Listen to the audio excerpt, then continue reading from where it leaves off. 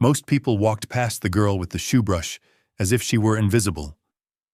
But in less than 10 minutes, the richest CEO in the building would stop and listen to her.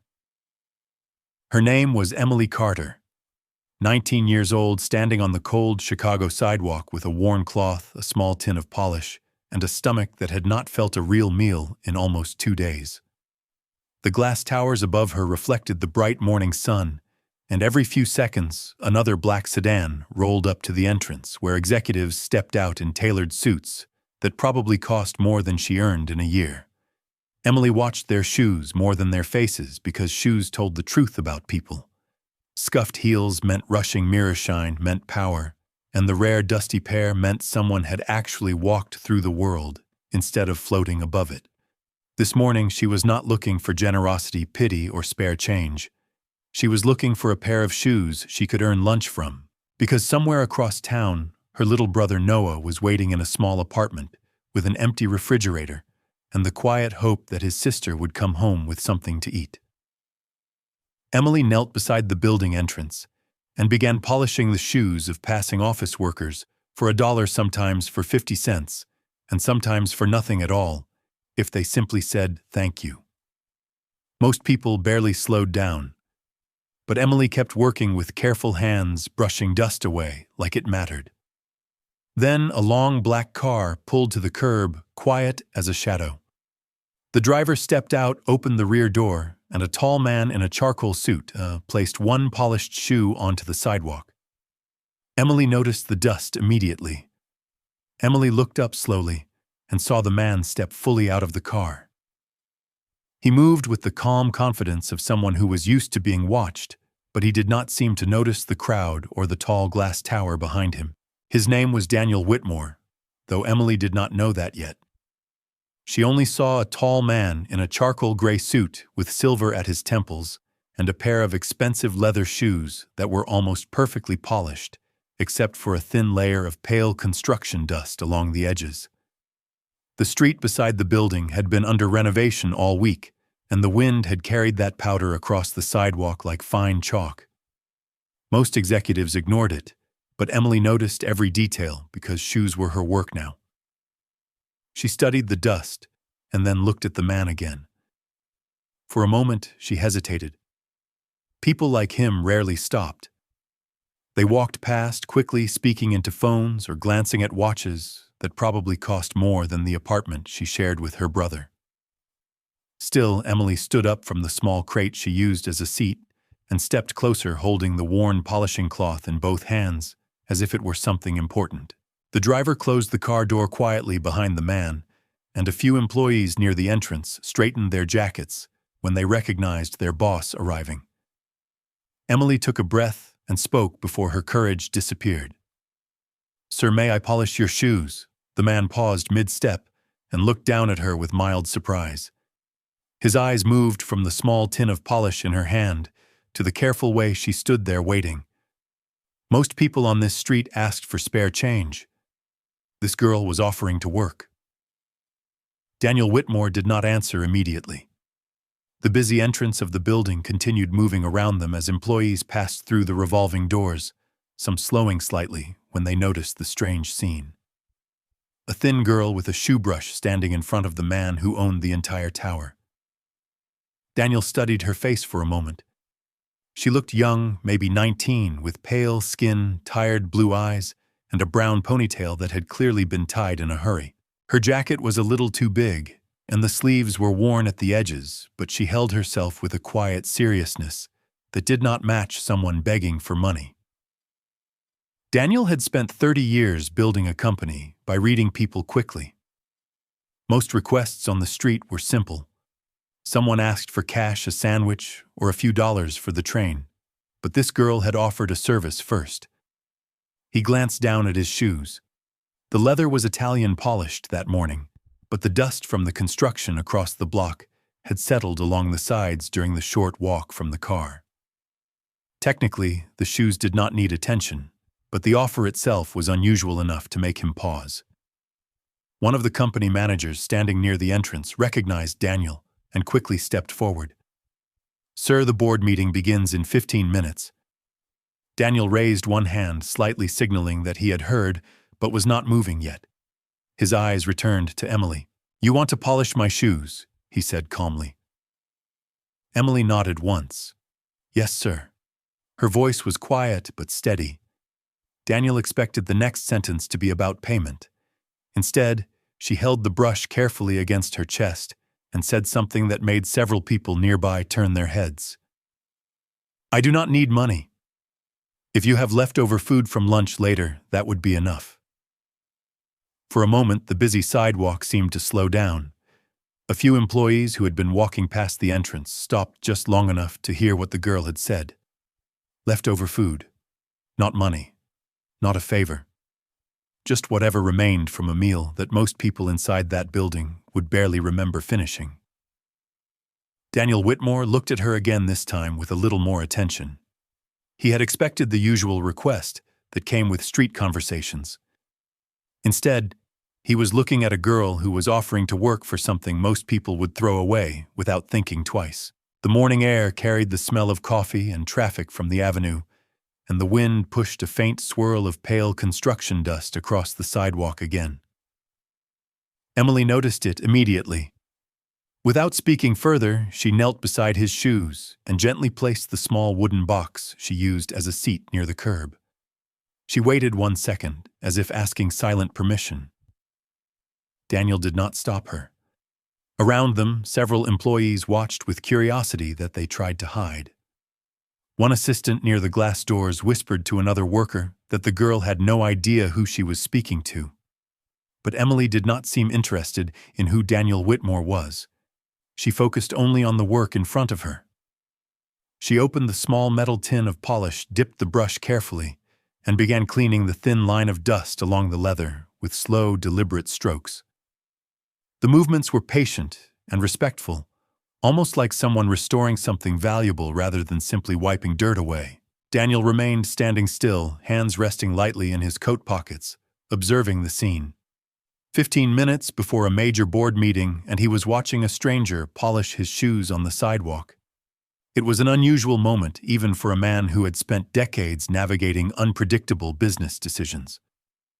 After several seconds, he spoke again, his voice calm but curious. "Why leftover food?" Emily did not look up from the shoe she was polishing. "Because it means I earned it," Daniel Whitmore heard her answer, and for a brief moment he said nothing. The noise of the street continued around them, horns in the distance, footsteps on the concrete, the soft mechanical sound of the revolving doors turning behind him as employees entered the building.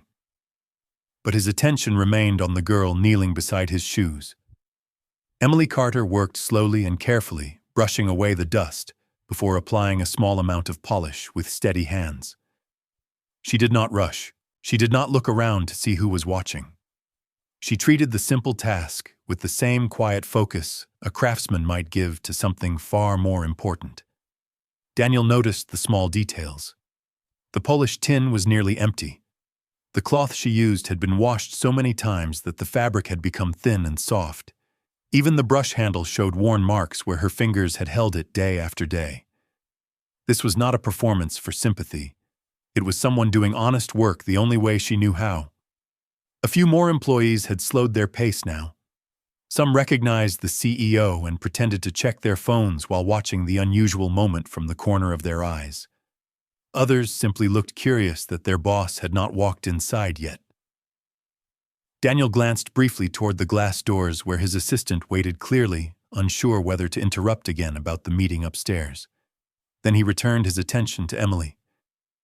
"You could ask for money instead," he said quietly. "Most people would." Emily gently buffed the leather until the surface reflected the morning light like a dark mirror. She finally looked up at him, her expression calm but serious. "Money disappears fast," she said.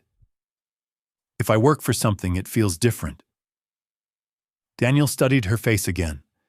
There was no bitterness there, no resentment toward the people passing by in expensive suits. Only a simple certainty about what she believed was right. After a few seconds, Emily finished polishing the first shoe and carefully moved to the second one, brushing away the last trace of dust, as if she wanted the work to be perfect.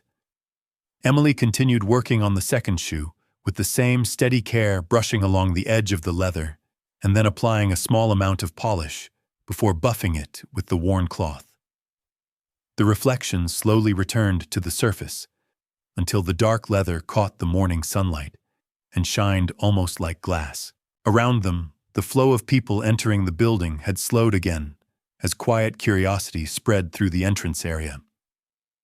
Several employees pretended to organize papers or check their phones while secretly watching the unusual moment unfold. It was not every day that the chief executive officer of Whitmore Holdings stood patiently on the sidewalk while a girl in a worn jacket polished his shoes.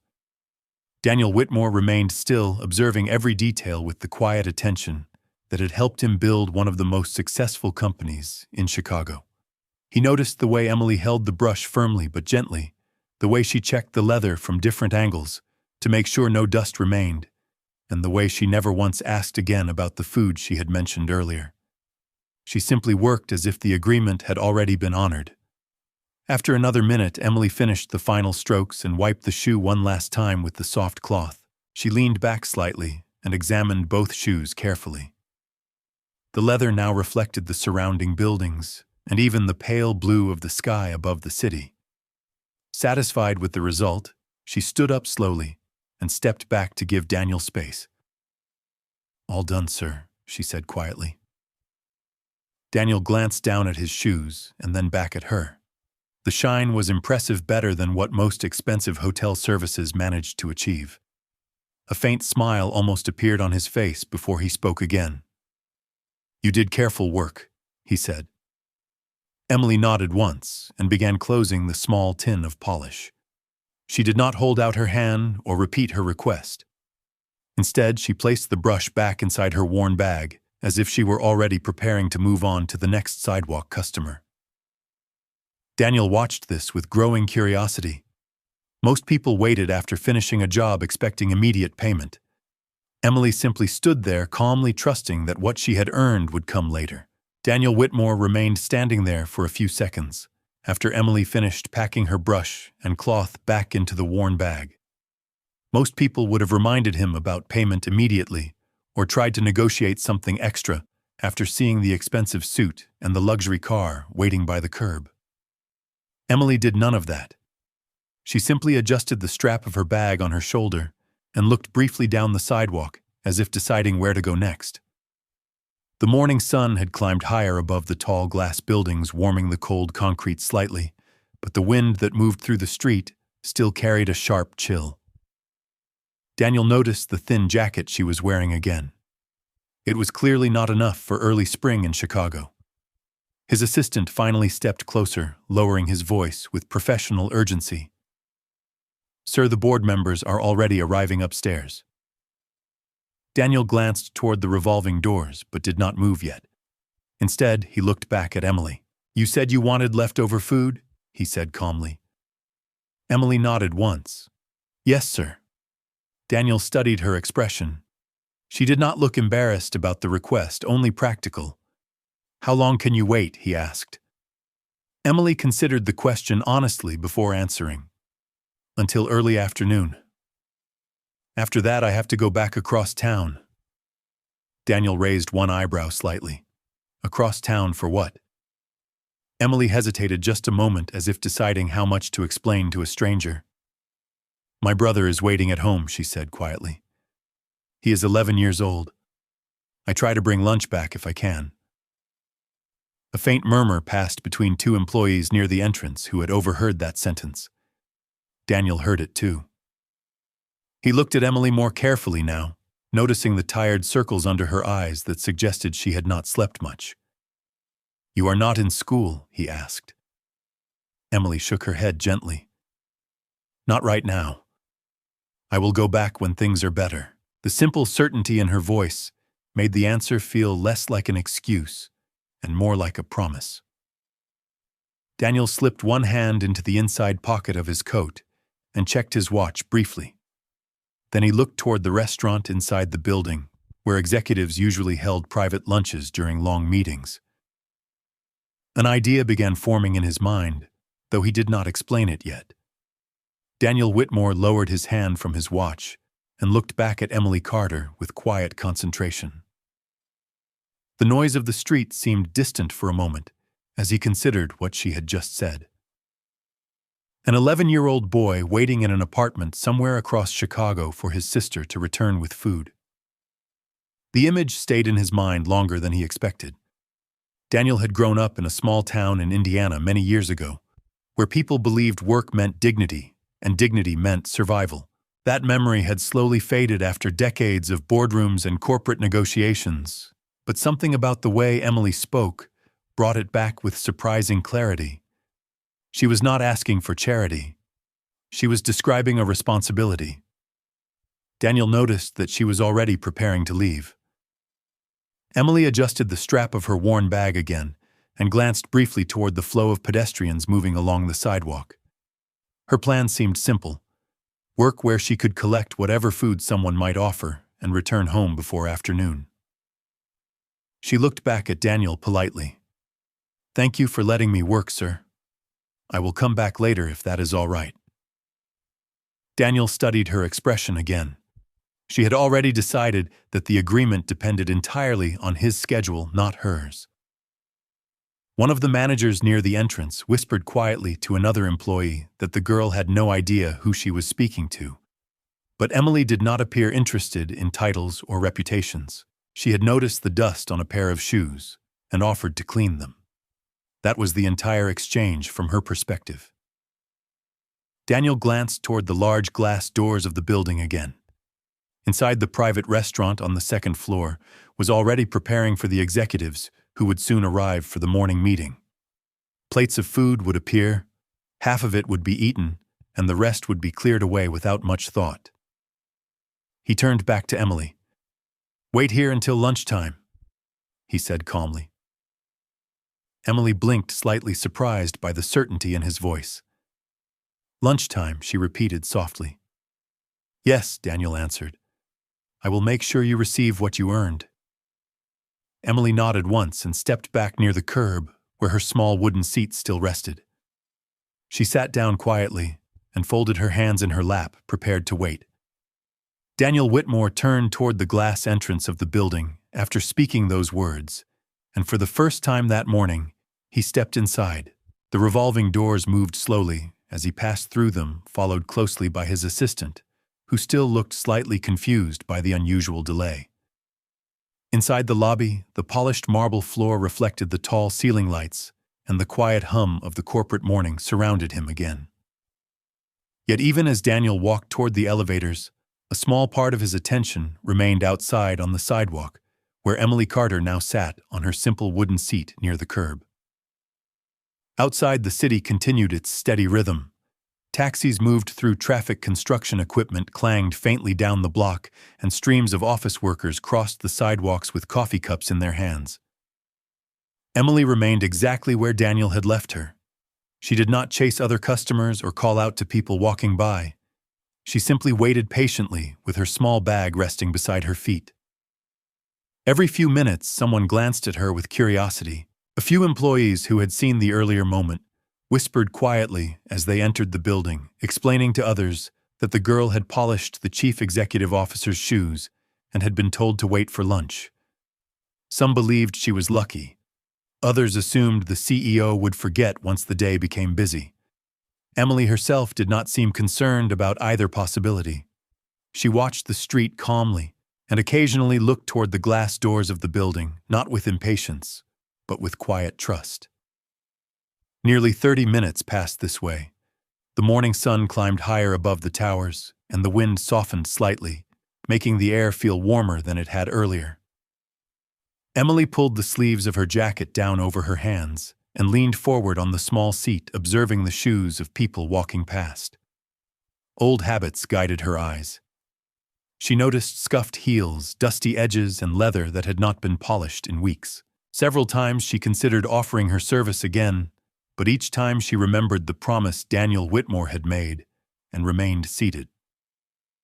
Inside the building, the executive board meeting had begun. Around a long, polished table, the leaders of Whitmore Holdings discussed quarterly reports, new investments, and expansion plans, that involved millions of dollars. Yet during a brief pause in the discussion, Daniel Whitmore looked toward the tall windows overlooking the street far below. From that height, the people outside looked like small moving shadows across the sidewalk. Still, he knew exactly where to look. Near the curb beside the entrance, the small figure of Emily Carter was still waiting. Nearly an hour passed while the boardroom discussion continued above the city.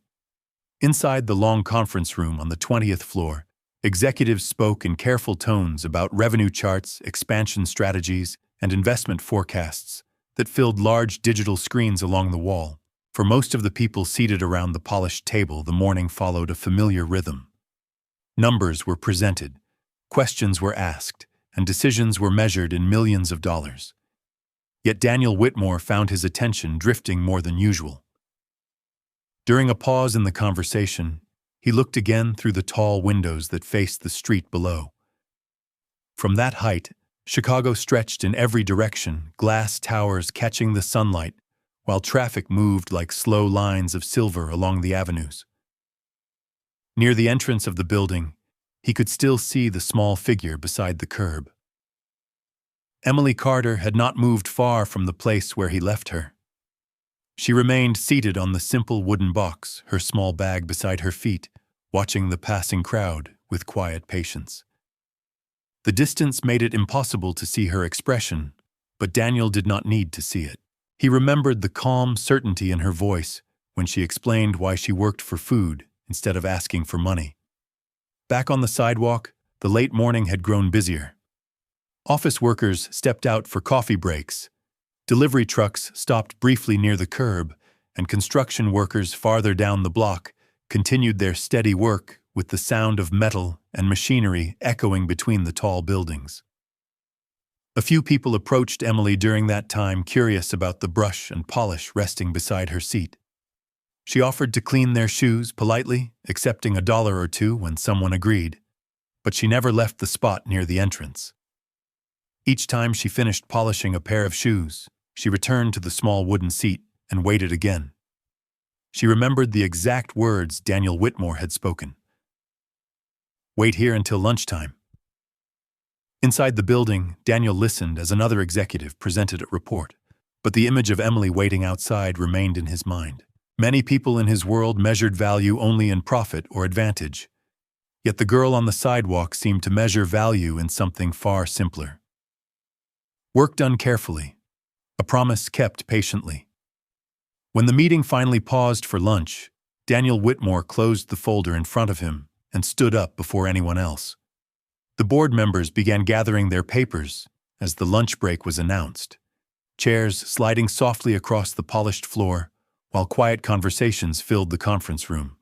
For most executives, the break meant stepping into the private restaurant on the second floor, where chefs were already preparing carefully arranged plates of grilled salmon, roasted vegetables, fresh bread, and bowls of fruit that looked almost too perfect to eat. Daniel Whitmore closed the folder in front of him and remained standing for a moment while the others discussed menu options and upcoming negotiations. His assistant approached quietly with a tablet in hand, ready to review the afternoon schedule. Instead, Daniel spoke first. "Prepare a lunch tray from the restaurant downstairs," he said calmly. "Enough for 2 people."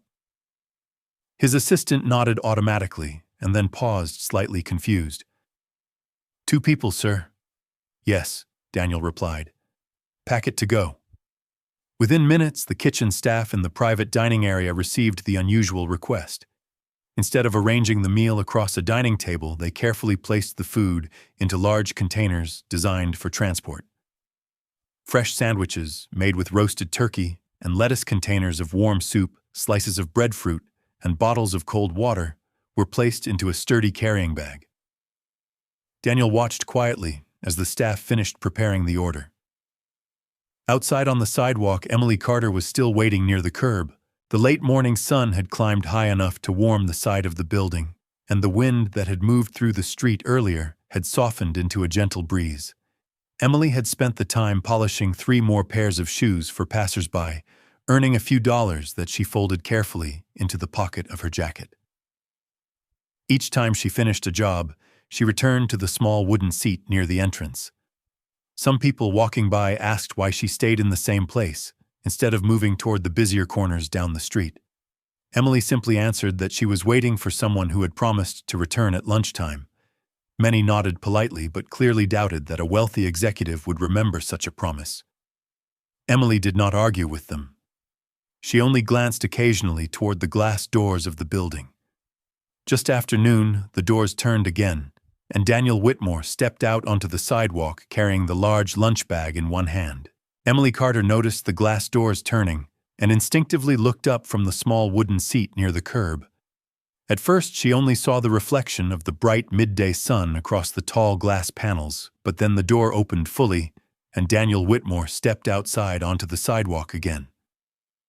Several employees walking past slowed down when they recognized him, and a few construction workers farther down the block glanced toward the entrance as the chief executive officer of the building appeared carrying a large insulated lunch bag in his hand. Emily stood up quickly, but remained beside her small seat, unsure whether to step closer or wait for him to approach. Daniel walked calmly across the few feet of polished stone between the entrance and the curb, where she had been waiting for nearly 2 hours. The street around them continued moving with the busy rhythm of downtown Chicago, but the quiet focus of the moment drew the attention of several people nearby. Daniel stopped in front of her and set the bag carefully on the wooden seat she had been using earlier. "You waited," he said. Emily nodded once. "You asked me to, sir." Daniel opened the bag and removed several containers one by one, placing them gently on top of the wooden box. There were 2 large sandwiches wrapped neatly in paper, a container of warm soup, slices of fresh bread, a small box of fruit, and 2 bottles of cold water. Emily stared at the food in quiet surprise. "This is more than leftovers," she said softly. Daniel looked at her with a calm expression. "You said you wanted food that you earned," he replied. "You worked for it." Emily hesitated, clearly unsure whether she should accept so much. "I only polished your shoes," she said. Daniel shook his head slightly. "You also kept your word. That matters more than the work." For a moment, Emily did not speak. She carefully picked up one of the sandwiches and looked down at it, as if confirming that it was real. Then she looked back at Daniel. "My brother will be very happy," she said quietly. Daniel paused when he heard that. "Your brother again," he said. Emily nodded. "His name is Noah. He waits for me every day." Daniel considered this for a moment while the wind moved lightly through the street.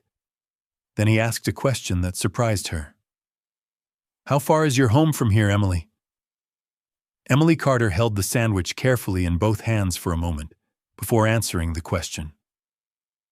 The warm smell of fresh bread drifted upward, and she realized just how hungry she had been all morning. Still, she did not take a bite yet. Her eyes lifted toward Daniel Whitmore with quiet honesty. "About 4 miles from here," she said. "We live near the old train yard on the west side." Daniel nodded slowly as he processed the distance. 4 miles in downtown Chicago traffic was not a short trip, especially for someone who walked most places. "You walk all the way back?" he asked. "Most days," Emily replied. "Sometimes I take the bus if I earn enough from shoe polishing." Daniel glanced briefly at the containers of food resting on the small wooden seat between them. There was more than enough for 2 people, perhaps even for dinner later that evening. Around them, several office workers pretended not to watch the conversation, though their curiosity was obvious. A wealthy chief executive officer standing on the sidewalk speaking with a girl who cleaned shoes was not a scene people expected to see outside a corporate tower. Daniel returned his attention to Emily. "How long have you been taking care of your brother?" he asked. Emily shifted the strap of her bag on her shoulder and answered quietly. "Since last year. Our mother became very sick and could not work anymore." She paused briefly, choosing her words carefully. "She passed away during the winter." The words were spoken calmly, but the weight behind them was clear. Daniel did not interrupt. Emily continued in the same steady tone. "Noah and I stayed in the apartment, because it was the only place we had left. I tried to find regular work, but most places want someone older or someone who can stay all day. I cannot leave Noah alone too long after school. So I come here in the mornings." She gestured lightly toward the busy sidewalk around them. "Shoes are something people always need." Daniel listened carefully to every word. There was no complaint in her voice, only a practical explanation of how life had changed for her. The wind moved gently across the street again, lifting a few strands of Emily's brown hair across her face. Daniel studied her for a moment before asking another question. "And you still plan to go back to school someday?" Emily nodded without hesitation. "Yes, sir. That was always the plan." Daniel Whitmore remained silent for a few seconds after Emily finished speaking. The city moved around them, with its usual midday energy taxis rolling past the curb, people stepping out of nearby buildings for lunch, and construction workers continuing their steady work down the block. Yet the conversation between the two of them seemed to exist in a quieter space inside that noise. Daniel had spent most of his life surrounded by people who talked about opportunity, ambition, and success, as if those things were simply the result of effort. Listening to Emily reminded him that effort alone was not always enough when someone started life with very little support. Emily carefully placed the sandwich back inside the lunch bag so it would stay fresh for her brother. She looked up at Daniel again with polite gratitude. "Thank you for the food, sir. Noah will be very happy today." Daniel studied her face. There was relief in her expression, but also determination. She had already begun thinking about the long walk home, and the next morning, when she would likely return to the same sidewalk with the same small brush and tin of polish. "You said you want to return to school," Daniel said. "What would you study?" Emily answered without hesitation. "Business." The answer surprised him slightly, and he raised one eyebrow. "Business," he repeated. "Yes, sir," Emily said. "My mother used to say that if you understand how businesses work, you can create opportunities instead of waiting for them." She gave a small, uncertain smile. "I thought maybe someday I could open something of my own. Maybe a small shop or a repair service. Something honest where people can work and earn their living." Daniel considered the words carefully. Many of the executives inside the building spent years studying business theory at expensive universities. Yet the girl standing in front of him already understood the most important principle. Opportunity, not charity. Opportunity that allowed someone to work with dignity. Daniel glanced briefly toward the tall glass tower behind him, where his company offices filled 20 floors above the street. Then he looked back at Emily Carter. "If someone gave you a real chance," he asked quietly, "what would you do with it?" Emily Carter did not answer immediately when Daniel Whitmore asked the question. The wind moved gently along the sidewalk again, carrying the distant sound of traffic and construction through the tall buildings surrounding them. She looked down for a moment at the lunch bag resting on the small wooden seat, then lifted her eyes back toward him with a calm seriousness that did not match her age.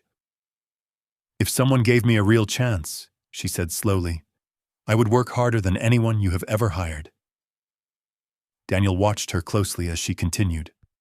"I would learn everything I could. I would not waste it." Her voice was not loud or dramatic. It carried a quiet certainty that felt stronger than any promise spoken for effect. Emily shifted the strap of her worn bag on her shoulder and added one more sentence. "And someday I would help someone else who needs a chance too."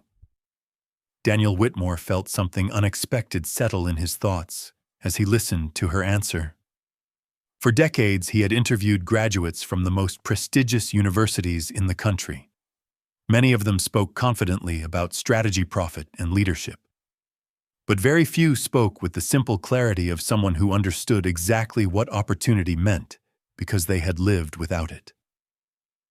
Around them, the sidewalk remained busy with office workers passing by, yet the conversation between the two of them had drawn the quiet attention of several people standing near the entrance. Daniel looked at the tall glass tower behind him again, then back at Emily. His decision formed quickly once the thought became clear. "Starting tomorrow morning," he said calmly, "you will not need to polish shoes on this sidewalk anymore." Emily blinked in surprise, unsure if she had heard correctly. Daniel continued before she could speak. "Whitmore Holdings has a community apprenticeship program for young workers who want to learn how businesses operate. It was created years ago, but very few people apply because most do not believe they belong inside a place like this." He gestured lightly toward the building behind him. "Tomorrow you will come through those doors as part of that program." Emily stared at him for a moment, clearly overwhelmed by the sudden change in direction. "But I do not have formal experience," she said quietly. Daniel gave a small, thoughtful smile. "You already proved something more important than experience today. You showed that you understand the value of work."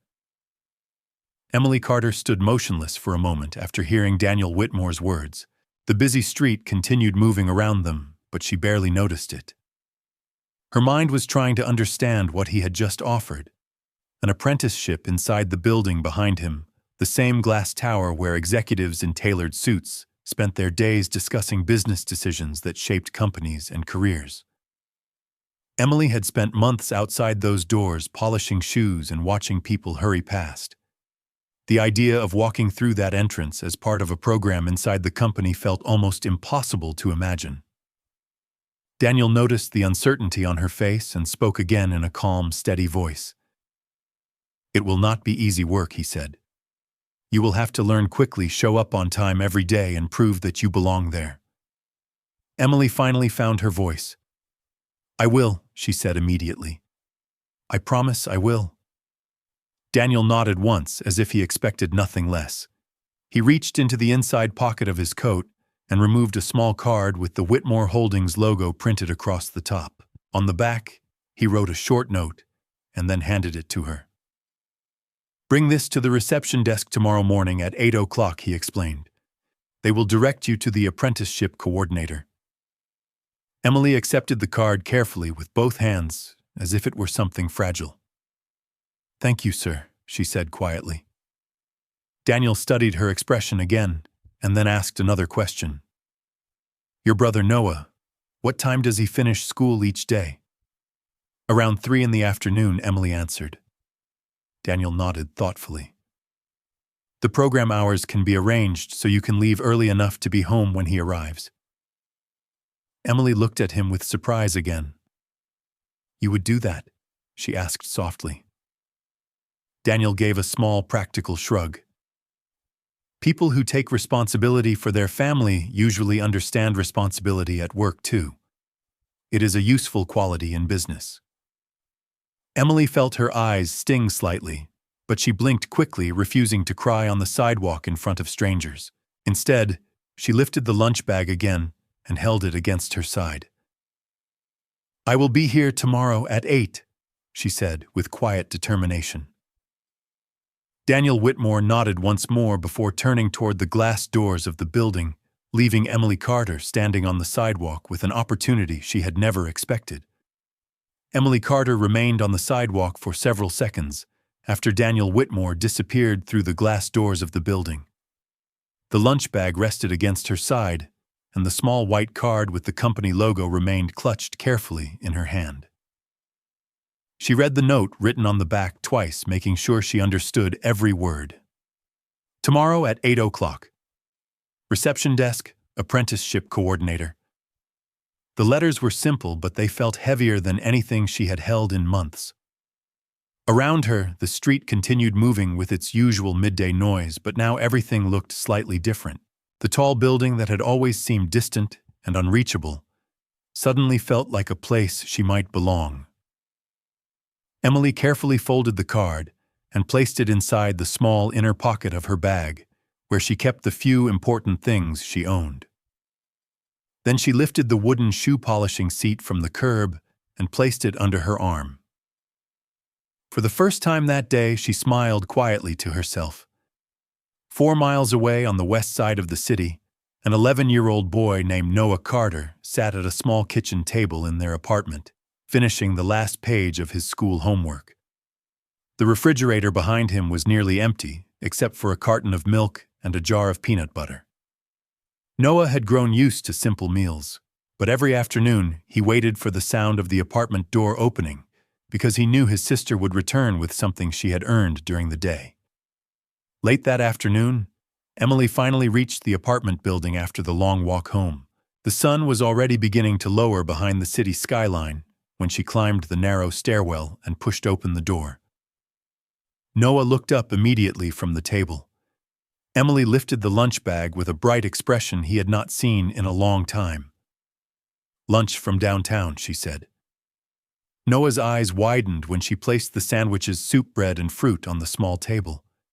But the food was not the only thing Emily brought home that day. After Noah finished his first sandwich, she reached into her bag and carefully placed the small white card on the table between them. "Tomorrow morning, I start learning how businesses work," she said softly. Noah stared at the card and then looked back at his sister with amazement. "Does that mean you work in one of those tall buildings now?" he asked. Emily smiled gently. "It means someone gave us a chance." The next morning, Emily Carter woke before sunrise. The small apartment was quiet, except for the soft sound of the city beginning to stir outside the window. She moved carefully, so she would not wake Noah too early, preparing a simple breakfast with the last pieces of bread from the lunch Daniel Whitmore had given her the day before. The sky outside slowly turned from dark blue to pale gold as the first light reached the buildings across the street. Emily dressed in the cleanest clothes she owned, smoothing the sleeves of her jacket and tying her brown hair neatly behind her head. The small white card with the Whitmore Holdings logo rested safely in her pocket. She checked it twice before leaving the apartment, making sure it had not somehow disappeared during the night like a dream. When she stepped onto the morning bus heading toward downtown Chicago, the city already felt different to her. The tall towers that once seemed distant now represented something new: opportunity. Nearly 40 minutes later, the bus stopped near the familiar block where she had spent so many mornings polishing shoes. Emily stepped onto the sidewalk and looked up at the glass building that reflected the rising sunlight across its windows. Yesterday, she had been sitting outside on a wooden box, waiting patiently for leftover food. Today, she walked toward the entrance, carrying only her bag and the quiet determination she had always relied on. Inside the lobby, the polished marble floor shined beneath the tall lights as office workers crossed the space with coffee cups and briefcases. Emily approached the reception desk slowly and placed the small card in front of the receptionist. The woman read the note written on the back and immediately picked up the phone. Within minutes, a coordinator from the apprenticeship program arrived and greeted Emily with a welcoming smile.